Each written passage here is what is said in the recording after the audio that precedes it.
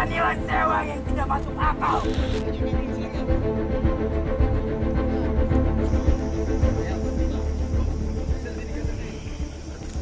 Duka menyelimuti kawasan Puncak Bogor sepanjang Maret hingga Juli 2025 ini. Pemantauan kami di lapangan tercatat sedikitnya 5 orang tewas akibat bencana banjir dan longsor. Belum hilang duka akibat bencana pada Maret lalu, musibah kembali terjadi pada Juli ini. 4 warga meninggal akibat cuaca ekstrim.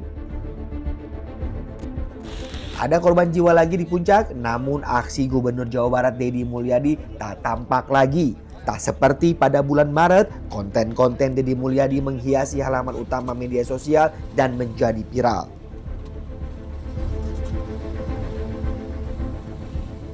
Kini yang ada malah riuh aksi puluhan mahasiswa yang mempertanyakan ketegasan pemerintah dalam membongkar bangunan yang menyalahi aturan di kawasan puncak.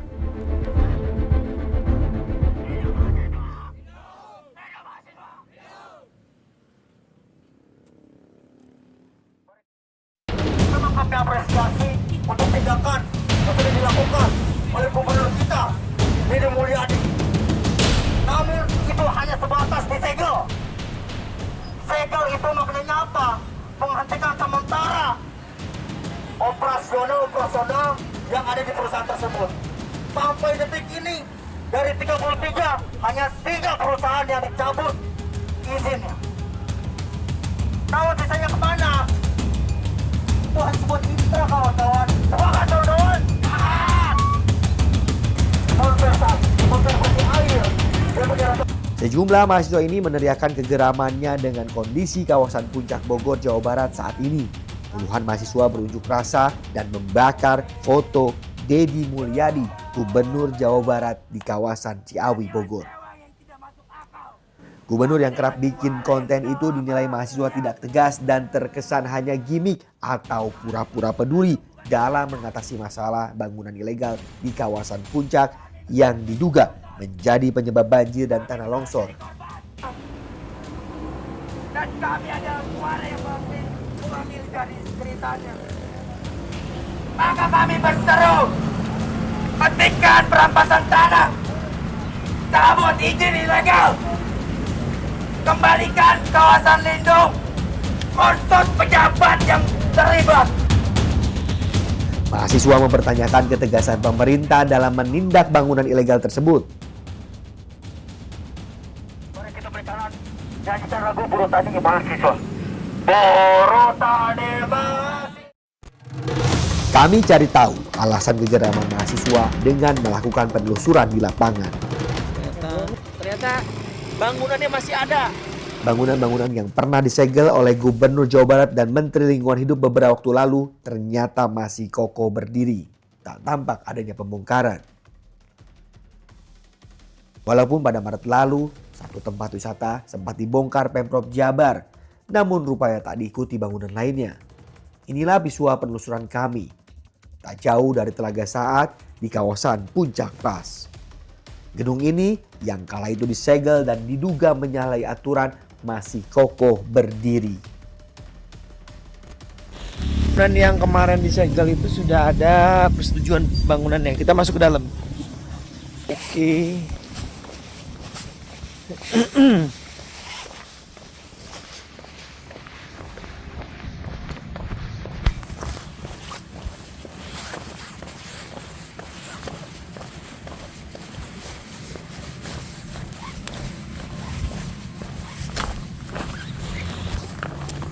Oh jadi nggak dibangun deh Kang ya? Nggak dibangun deh ya ini. Nggak saya ngis keluar eta ya? Izin bangunannya. Ke bulan naon Kang? Amari. Jadi ini sudah ada persetujuan. Awalnya kan disegel pengawasan.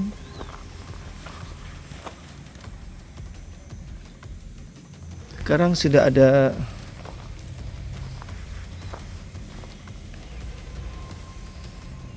Jadi begini kondisi terkini bangunan-bangunan yang saat itu disegel ya dalam pengawasan sekarang sudah mulai dibangun kembali. Entah kenapa suasananya juga sudah. Udah mulai pembangunan deh Kang ya? Jadi bangun deh ya? Ker dibangun deui. Geus menang namanya. Geus menang izin bangunannya. Kemarin kan pernah disegel ya? Beneran. Hah? Tapi mah kakara ka dia. Peningguan. Pabrik tehnya ini ya. Pabrik teh. Pabrik teh. Nun ya Kang.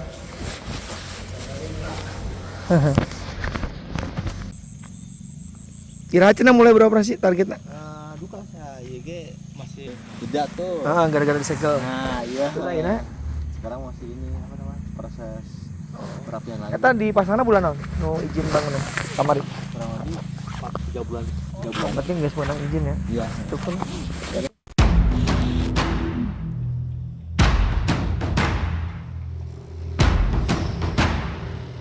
Dari Telaga Saat kami melanjutkan penelusuran di kawasan Gunung Mas. Di tempat ini, satu bangunan yang disegel oleh Menteri Lingkungan Hidup masih berdiri, belum diratakan.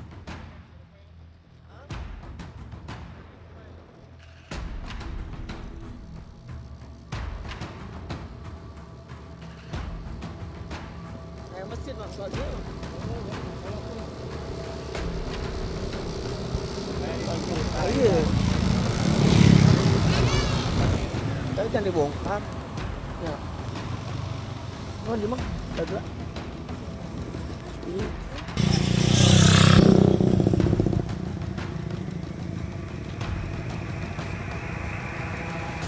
Ini udah rekomendasi bongkar ya? Bisa disingkirkan ya? Bisa disingkirkan ya? Yuk. Tak hanya di dua lokasi ini, lokasi lainnya juga belum ada tindakan pembongkaran.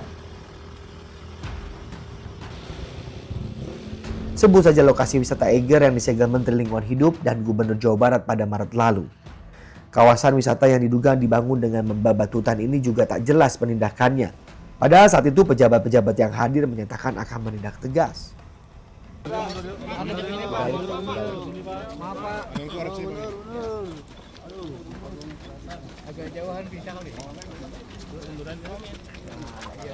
Pertama kita akan mencabut perda itu kemudian dikembalikan alam Jawa Barat seperti kondisi semula sesuai dengan aspek-aspek penata ruangan yang memadai yang memberikan keselamatan bagi warga. Ini kan urusan kita, urusan rakyat, urusan aturan undang-undang ya siapapun kalau melanggar perintah Bapak Presiden sama depan hukum, mau kecil mau besar. Jadi gini ya, ini memang harus ditata ulang, termasuk tadi kawasan Taman Nasional, kawasan konservasi, kawasan lindung, paling rendah kan perkebunan. Pernah ada dirubah. Ini indikasi pidananya sudah ada, jadi kami akan menuntut 2 hal terkait dengan semua tenan yang tadi disita oleh Pak Menko dan Pak Gubernur. Kita akan melakukan pendalaman di dalam tahapan penyidikan. Kami akan menuntut 2 hal. Pertama dari pidananya, karena berdasarkan kajian kita telah berkontribusi menyebabkan banjir dengan kerugian yang cukup besar, material dan 1 korban jiwa.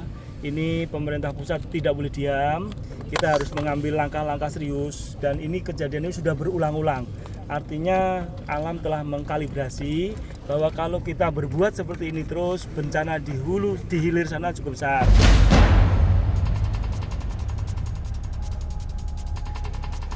Musibah banjir longsor di Puncak kembali terjadi pada 5 Juli 2025. Di Tugu Utara, Kecamatan Cisarua kembali berduka. Satu keluarga tengah menikmati indahnya puncak, namun naas, villa yang diduga berdiri secara ilegal ini tertimpa longsoran tebing yang ada di atasnya. RT 6 RW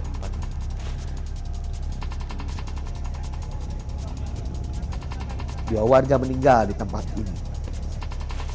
Seorang jurnalis yang melihat langsung proses evakuasi korban memberikan kesaksiannya. Alhamdulillah 2 korban timbunan longsor di Kampung Sukatani sudah bisa evakuasi ya. Coba masuk ke villa. Yang memang kondisinya sudah sepi, tidak ada lagi kegiatan di sini. Dan beberapa villa di sekitar juga memang tampak sepi ya, tidak ada penjagaan. Nah ini bekas-bekas sisa longsor. Kita lihat, ini lokasinya. Kita lihat ya seperti apa. Oh ini longsornya emang? Hah? Kayak bara. Kita lihat.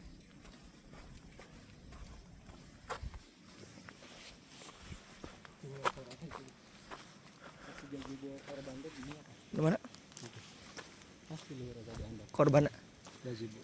Gazebo di ini. Anak kalian nih. Entah maksudnya saat saya longsor. Sabar. Inilah kondisi longsor. Ini vilanya. Emang berada di tebing. Gazebonya di sana ya. Nih. Coba nanjak.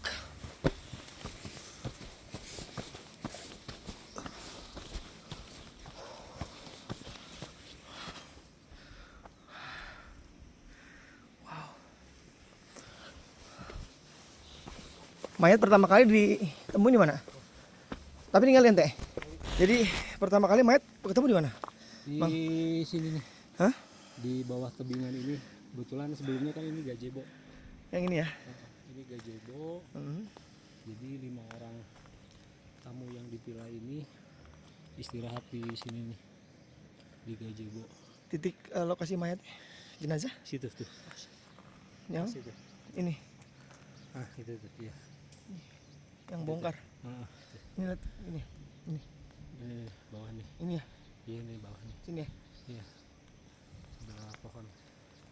Ini lokasinya. Tebingan longsornya tuh. Longsor sana. Memang kalau dari lokasinya tidak layak sebenarnya dibangun bangunan ya, karena memang berada di tebing. Saya juga ini ada bangunan villa ya. Ini baru ya. Ini juga bangunan villa. Berhenti kegiatannya setelah kejadian. Oh jadi baru dibangun. Hah? Jadi berhenti pengerjaannya setelah ada kejadian longsor di atas. Oh ini juga baru dibangun ya. Iya. Oke. Ini lokasi suasana. Luar biasa. Memang lokasinya berada di tebing. Ini tebing. Lihat turunannya curam sekali. Kita aja turunannya hati-hati ini. Tuh. Memang suasananya hancuran longsor. Kita lihat.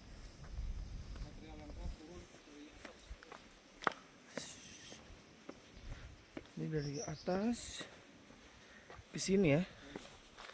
Tadinya di sini ada mobil sama motor yang tertimpa material longsor.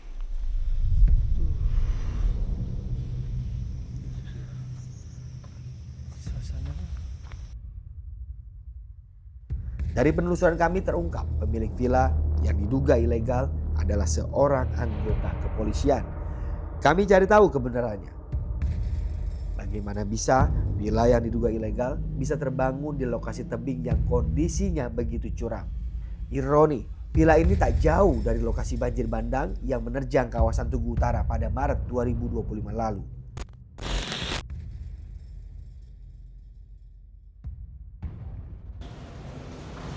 Iya betul. Atas nama Pak Victor benar ya?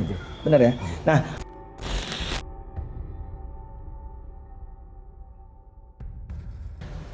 Saya tidak bicara konteks legal dan ilegal, tapi berdasarkan informasi yang kami himpun bahwa subjek orang yang menguasai tersebut sedang lagi proses untuk permohonan. Tapi terkait dengan kepemilikan itu belum jadi sebenarnya masuk. udah ada proses, Udah ada proses, pemiliknya, udah ada proses. cuma belum selesai. Belum selesai.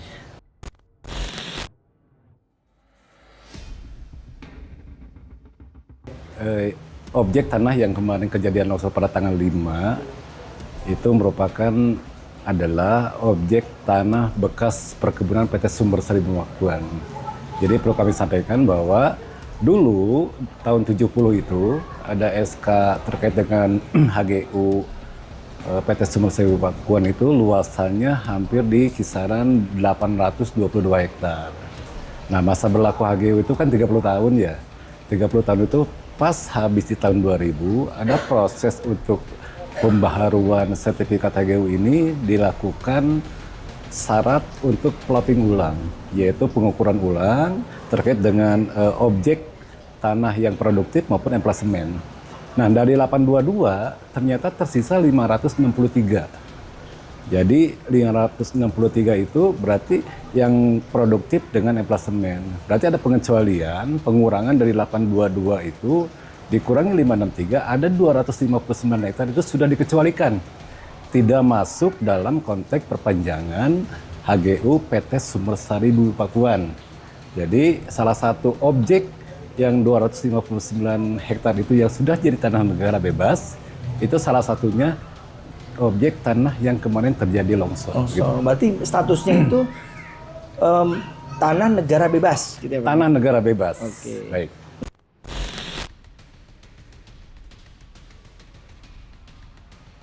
Dari proses masa berlaku dulu emang terjadi okupasi.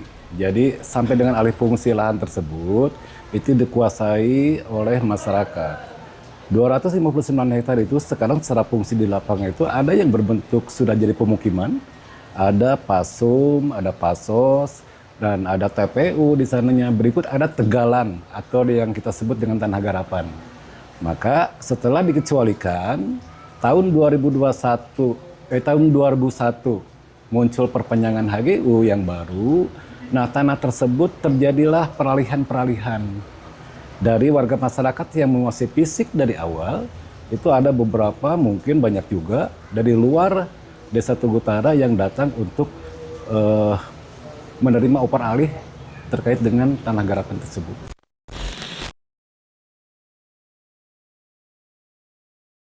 Baik, misalkan dari para pihak pertama yang pemilik hak garap yang awal, manakala ada pihak kedua yang menerima oper garap, itu ada pencatatan memang, pencatatan dari pemerintah desa. Dan itu berlaku sepanjang memang kepala desa yang terdahulu gitu sudah diberikan kewenangan untuk mencatat, meregistrasi terkait dengan peralihan-peralihan tersebut. Hanya mencatat? Mencatat. Tidak mengeluarkan izin bangun ya Pak? Itu bukan domain kewenangan kita. Bukan. Berarti hanya mencatat. Hanya mencatat peralihan saja. Dari pemerintah desa. Desa hanya mencatat. Mencatat saja. Berarti izin membangun belum ada ya? Itu konteksnya berbeda. Berbeda ya? Di luar daripada kepemilikan. Nah, ketika si warganya atau yang punya izin peralihan itu dia mengurus. Setelah itu, berarti tahap pertama itu sebelum nanti mengurus perizinan terkait dengan PBG atau izin mendirikan bangunan, dia harus mendapatkan kepastian hukum dulu dari bukti kepemilikannya. Maka diberikan ruang oleh BPN, itu dimohon ke BPN.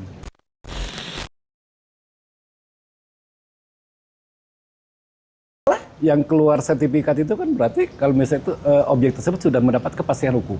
Yang jadi masalah apa Pak? Yang jadi masalah kebanyakan subjek orang yang menguasai tanah tersebut, dia mencoba melakukan pembangunan itu tidak memenuhi syarat dulu. Untuk memenuhi syarat secara aspek legalitas kepemilikannya maupun izin mendirikan bangunan. Oh, itu yang jadi masalah. Itu yang jadi masalah. Sekarang yang saya tanya sama desa, sudah ada upaya nggak sih sosialisasi gitu loh? Kalau pemberitahuan sosialisasi kita juga main-to-main atau pemberitahuan secara struktural kita sudah menyampaikan informasi itu Bapak. Jadi memang kita diberitahukan dari proses awal informasi-informasi terkait dengan apa yang menjadi kewajiban para pemilik hak garap ini untuk mengurus sertifikat maupun yang lainnya. Itu sebagai landasan ya kewajiban dari para pemilik hak garap untuk memproses itu. Kami berusaha mengkonfirmasi terkait keberadaan villa kepada pemiliknya, seorang anggota kepolisian di Kota Bogor. Namun hingga tayangan ini pihak pemilik villa berpangkat kompol tersebut tak juga merespon.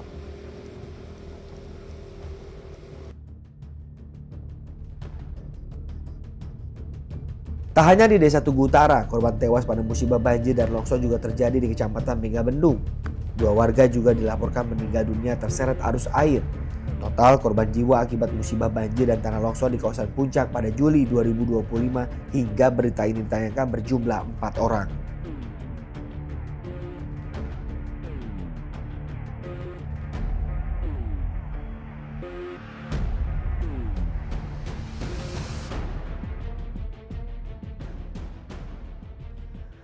Hingga Juli 2025 masih ada ratusan bangunan di kawasan Puncak, khususnya di Kecamatan Megabendung dan Cisarua, diketahui tidak memiliki izin alias bodong.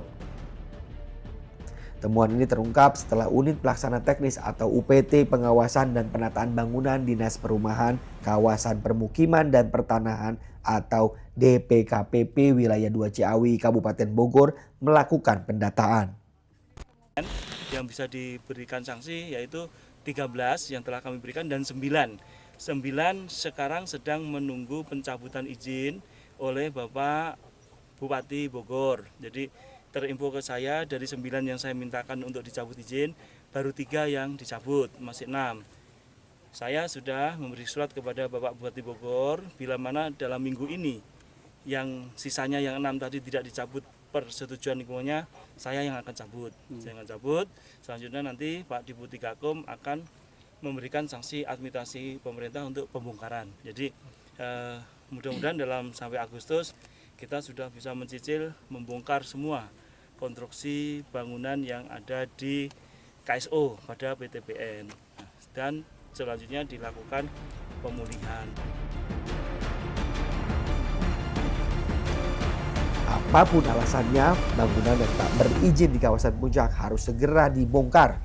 Adanya bangunan yang menyalahi tata ruang diduga kuat menjadi biang kerok banjir bandang dan tanah longsor yang kerap merundung kawasan Puncak.